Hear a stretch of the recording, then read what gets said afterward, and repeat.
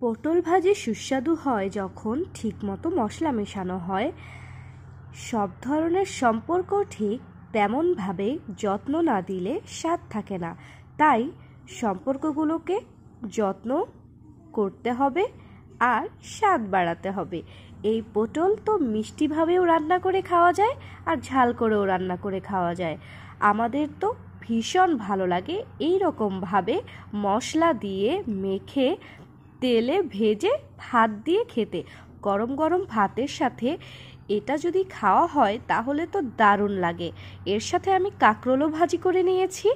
তো কাঁকরোলও আমাদের এভাবে ভেজে খেতেই সবচেয়ে বেশি ভালো লাগে।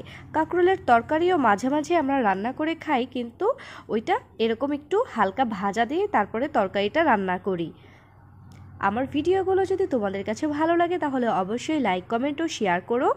যেখান থেকে দেখছো ফলো অ্যান্ড সাবস্ক্রাইব করে পাশে থেকো।